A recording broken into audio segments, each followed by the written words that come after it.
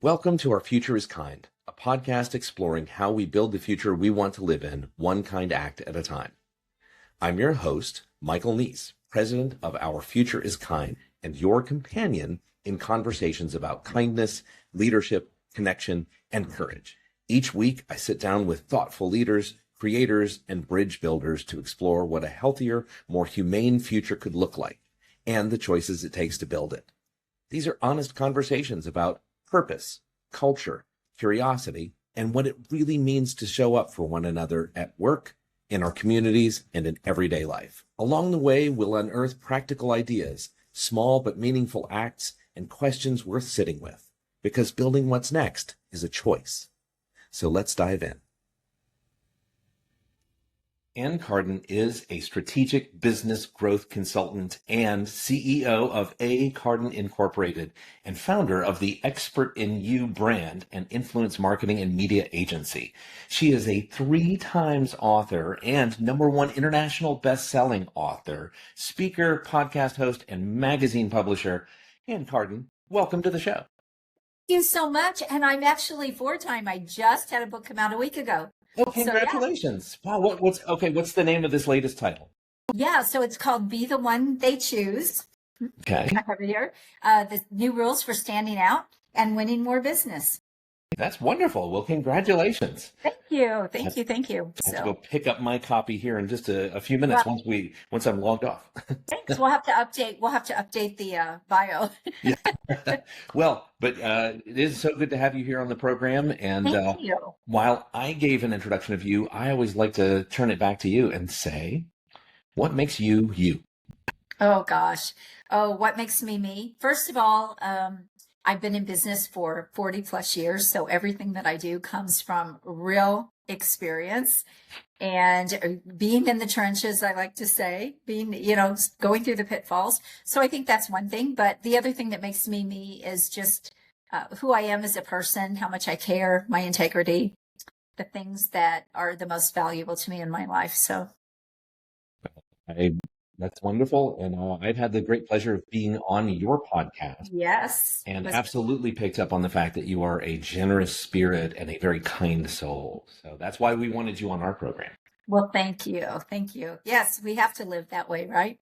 I think we do. Yeah. And so, let's dig straight into that because you must interface with all different kinds of people across different, markets. Can you just talk to us about the importance of your work and what it's like to interact with all these different people? Yeah, absolutely. For me, this is really love. It's work that I love because as I help people build businesses and really grow their businesses, they are able to give back so much more. It changes their family life. It changes, their business and like the ripple effect, right? It's not just about them growing their business. It's about what does that do for other people and what does that do in the world? And, it's just my heart because I had a lot of struggles in business. And, so for me, I want to be that shortcut for people to not have to go through those same things. So people benefiting from your prior experience as they learn from you. All of it, the good, the bad, and the ugly. Yes. Well, that's wonderful. How did you become a writer? Is that just part of your DNA or is that something that came later on once you'd started your own business? It's so interesting, Michael. Yeah, this really takes me back. Even as a kid, I used to love to write. I always loved communication. I always did speech contests and creative writing classes and things where I was writing. And I didn't really think about that. Like I never really thought, oh, I want to write a book or I want to be an author. When I got older, I actually wrote my first book when I became a business coach. And I thought, okay, I want to speak more. I want to get on more stages. And I know I need a book. I need to be an author. So that was where my first book came from. And every time I made a shift or a pivot in my business, I wrote another book. Do I like to write books? Not at all. Oh. I do not. I don't mind writing, but I really don't like writing books. Because I'm, I go back and forth and back and forth and back and forth before that book finally gets out. And so it's not really something that I love, but I love putting the value out there for people. Like I always try to put my heart into my book to really let people peek behind the curtain, so to speak, on how I help people and what's important. And so, yeah, but I did always love writing as a kid. I just never loved that so much as an adult. As a fellow author, what I have found, and maybe I'm biased, and you can confirm or tell me if I'm wrong about this. What I think is that anybody who's in the writing community, somebody who just really likes to put pen to paper or likes to type on a keyboard, we're a fairly reflective bunch. Do you find that that's true? Do you feel like Yes, you are a reflective person and you think about things deeply and you like to churn? Is that yes, who you are as well? it is. It is. I am that person. But I'm the kind of person, Michael, I would rather talk and say what I'm going to say and just get it all out of my head and then just turn that into a manuscript or chapters in my book. And I've written a book that way. It didn't turn out to be easier, where I've taken content that I created. It actually turned out to be a harder path, but I still love that process better. Right. Well, so standing in front of an audience then is maybe more your comfort zone? Yes, I love it. I Okay. absolutely love it. I love my podcast. I love being on podcasts. I love speaking on stages. Being in front of a room. I don't know why. I've always been that way. Even as a kid, I was like always had the lead in school plays. I was a cheerleader. I was always in front of, and I don't know. I don't know why that is. It's not an ego thing. It's like I always just feel like I really have something to share, and I don't know. I just really it energizes me. A lot of people are afraid of it. I get energized from it. Well, I think probably it's your perspective that you've already mentioned that you like to add value, you like to Hmm. provide value, and as a speaker, I think that's one of the secrets. Everybody who's listening in and watching this, that's a Hmm. secret, right? It If is. you're trying to add the value, you're not thinking about, ooh, did I stutter? Did I say You're not thinking Right. It's not about you at all. Yeah, it's not about you. It's like you can't hold this in. I feel like God didn't bring me all this way and didn't take me through all the things he's brought me through to just keep it to myself and not share it and not help other people with it. And I've always been able to do that in all my businesses. I've been able to help other people with what I learned and what I knew. And so it's so natural. But even as a kid, I ran craft classes in my basement when I was 8 years old, when I learned how to make, or seven, when I learned how to make these paper mache balloons. Like it's oh just naturally ingrained in me. I used to be called bossy, now I'm no. elite, but I was bossy.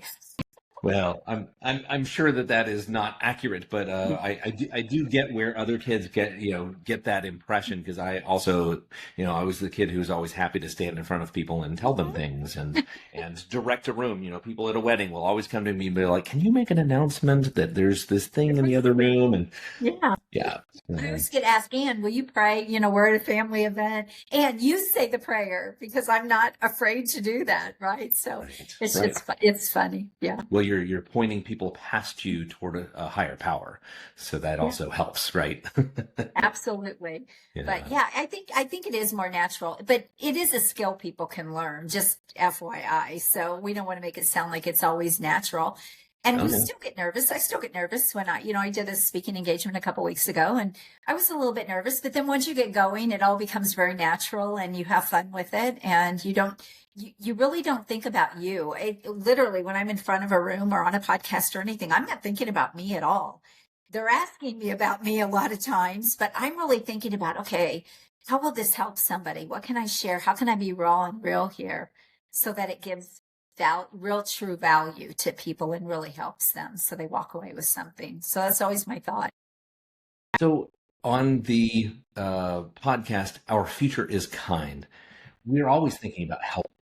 We're always Mhm. thinking about, what are we doing to change the world, to make the future into what we all hope that it could be. And so let me just ask you, I mean, you've traveled the globe, you've met all different kinds of people, you've tried to help. Can you think of different instances where you've helped somebody and you just really felt the impact? Like you could tell, man, this made a difference for this person or this organization. Mhm. So I'm going to take off my business hat for a minute. Sure. And I'm going to look at this from a personal standpoint. So I have a real heart and a passion for kids. And I don't know where that came from. I've always had a love for kids, even when I was younger. I loved being around little ones and helping. And so part of my mission and part of the work that I do is always doing things to impact kids. So I've been sponsoring kids in Guatemala for, oh gosh, I don't know, 25 years maybe, on a monthly basis. And I've had multiple kids, as they go through a program. But that, to me, that is where my real heart is. So I love to do things, be involved in youth group, be involved in things in my church where there's kids. Divine Nest is a church program that we have for foster to adopt. And so to me, that's where I love to make impact. And when I think about some of the things that I've done, just the faces of the kids, just loving on them and caring about them. And I don't know, that to me, that's what I think of more than I think like in business. Business is great. And, through the years, there's been a lot of impact, but I feel like kids are so innocent and they look to us. And so I don't know, maybe that's why I have such a heart to help them. But that's a big piece of my impact. Talking about children is talking about the future, isn't it? Right? It is. It absolutely is. And if we can help them, even with my own kids, I mean, my own kids and my grandkids, I have four grandkids, and, I just love them so much. And I love being with them and being around them. And, I think when I think about impact, I think about my son saying something to me one time that probably had the most impact on anything that anyone has ever said. And he said, "Mom, you have a heart of gold and you're the real deal." Now, for your child to say that as an adult, that is significant, right? But they always watched that growing up, how much I cared and loved them. And I wasn't a great mom. I mean, I wasn't a perfect mom. Don't get me wrong. Oh, gosh, did I make a lot of mistakes? We're all flawed. Yeah, I still annoy them. What can I say? I still annoy them, but they know they're really loved and they know I'm always going to be there for them. And so I don't know. For me, that's really a big piece of where my heart is and how I love to help other people and make an impact. Yeah. So let's think about grandkids and beyond. Here on our Future is Kind podcast, we'd like to do this little thought experiment. You and I will get into a time machine and we're going to go forward 100 years into the future. So everybody who's listening, add 100 to your age. Probably not here, right? Even adding 100 to the ages of our family members who are really young, gosh, odds. Well, they probably wouldn't even still be there, but right. So thinking about the future where really nobody who's here right now will be there. Right. What are we leaving behind? So here's the thought experiment. Get into our time machine and we step out in 2125. Mm-hmm. If we did all of the right things, Anne, if we did everything right, what are you going to look for when you step through those doors and you look out? What are you looking for to confirm we got it right? When I see a lot of the things that we see going on in the world, I love to think that people are genuinely kind, but I think we're seeing a shift in the world. And I think for me, I would love to be able to look back, okay, you're going to laugh with this, but I always think about Miss America. What do you want? World peace. Right. Well, but if I look at what would I love to see in the world? What would I love to leave the world with? That's why your podcast name resonated with me, because I would love to see peace. I would love to see kindness. I mean, just imagine if everybody was kind, if everybody cared about other people, just imagine what kind of world we would live in. It would be unbelievable. So I would have to say that. Yeah. So you get out of the doors and you look around, and if people are being kind to each other, it went well, right? Peace. Yes. Peace and kindness and all those. Yes. And, okay. Yeah, that's what I would look for. Yeah. Okay, so then here's the kicker. Here's the hard part of the question. What were those things that we did right that got Mhm. us there? What are the things that we need to do in the intervening time and teach our Mhm. kids and our grandkids to do to get us Mhm. there? Well, I would have to come at this from a Christian's perspective because Please. that's my faith. I really believe when you have a strong faith, I'm a Christian, and so those values, those principles, the things that we learn in Christianity, when it's real, I'm not talking about the fake stuff. I'm talking about when it's really deeply ingrained in you, there's no way that you can't leave that behind. And if everybody could leave that behind, like, so when we look at like the breakdown in the family dynamics, that are going on, and we just look even race, and we look at the things that are going on in the world, the breakdown, even breakdowns with religion, with different religions, all of those things.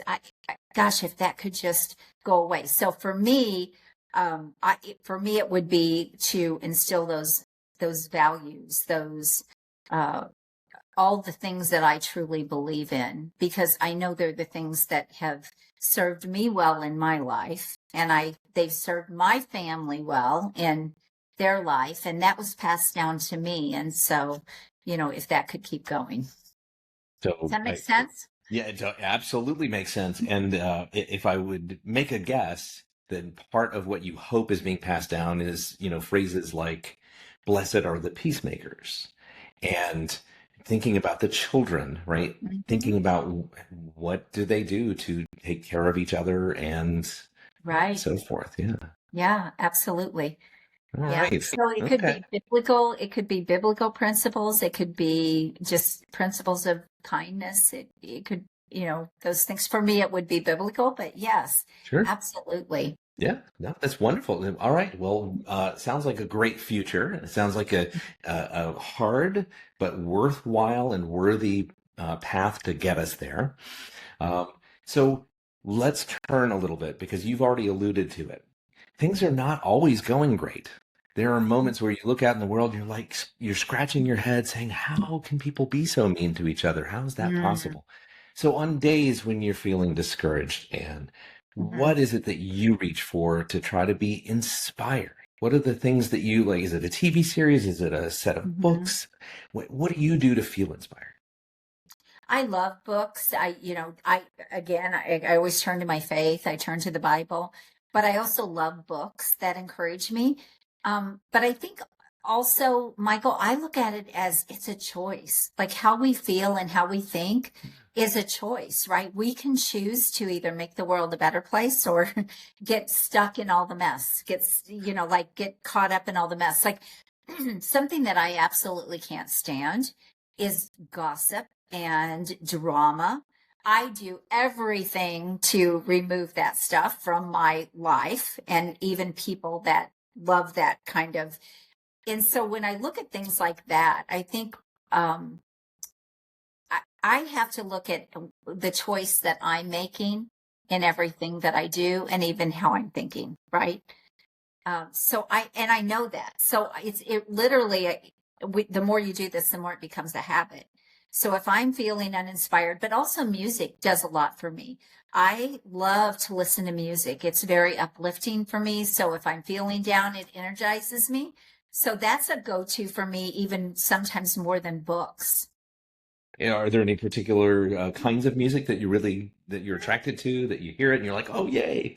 Yeah, I mean, I love anything uplifting, but praise and worship music is always is the thing that really inspires me, and just it speaks to me, and it just kind of just lifts me. So to put AirPods in and just go around and do my thing and listen to good words and good music, and so that's always my go-to.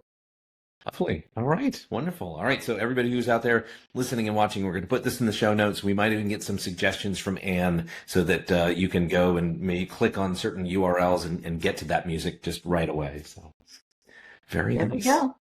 Um, what do you do to stay kind? Because there are moments where there's the person who's behind you who's honking, or the person who just cut you off in traffic, And it Hmm. is easy to not be kind. What do you do to practice and keep that kindness habit in play? Gosh, I I have a long fuse, so I'm not somebody that gets worked up about things. I mean, it takes a lot for me to get angry, and it takes Sure. a lot for me to get worked up. More than anything, I get hurt or I'll cry. That's more my go-to than getting upset.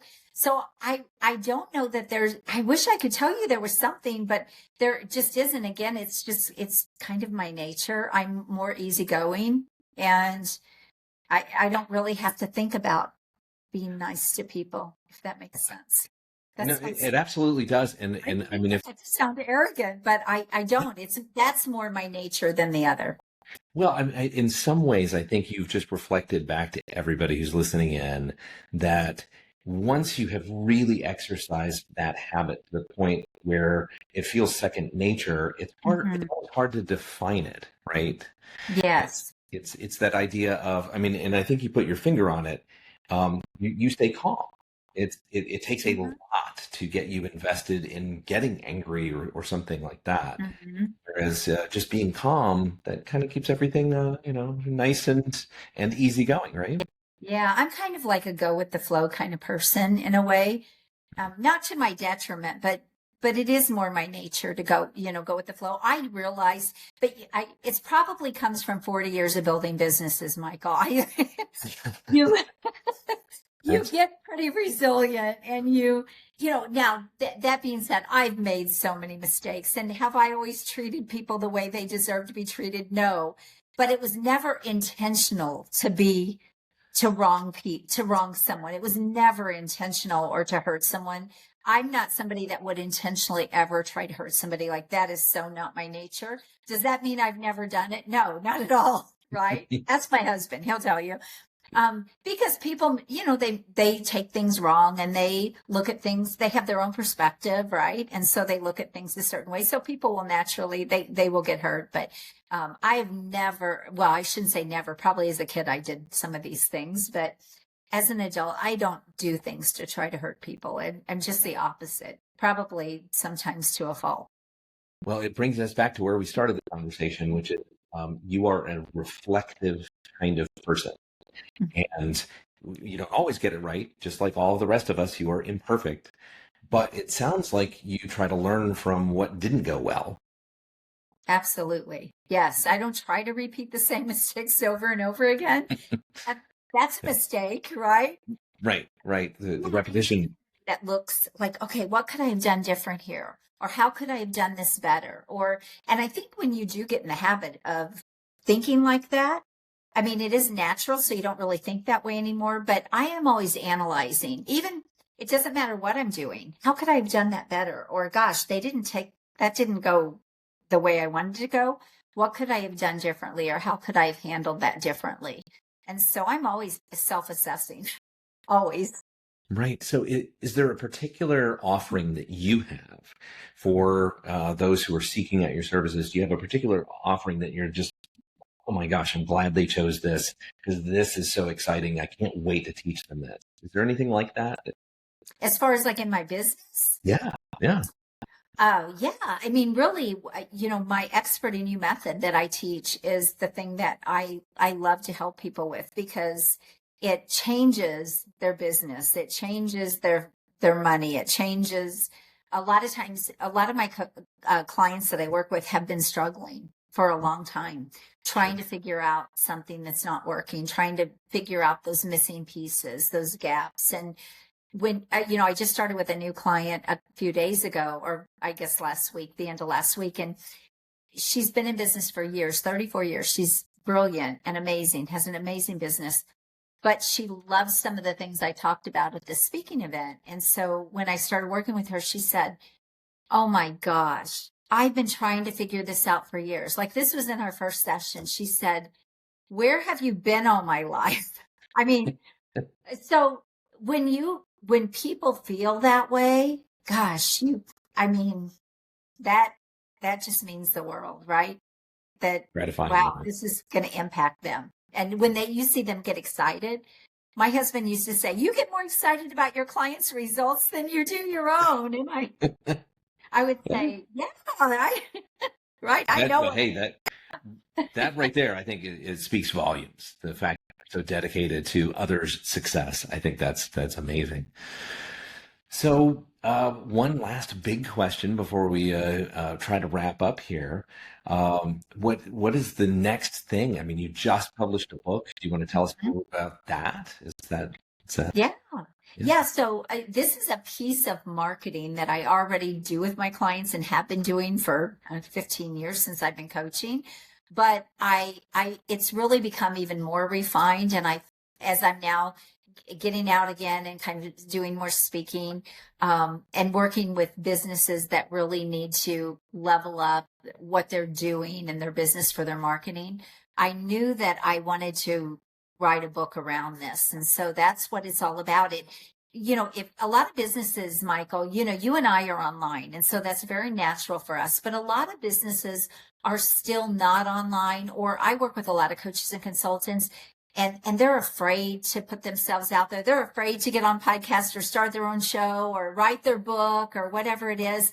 And, it's just not negotiable anymore. I mean, we have to be, if we're going to really be successful in business, this is a play that people have to step into, or they're going to kind of be left behind. And so as I was watching this, when I was looking at the success that I've been able to have and the success of my clients that I've helped do this, and I've watched their businesses just evolve and grow, I just thought this is just something I have to start putting out there more and talk more about. And it affects really every business. So I wrote the book around that. Actually, the book came because I got a speaking engagement, and I thought, okay, these are all business owners in a certain industry. What am I going to teach them? Because I'm not really in that industry anymore.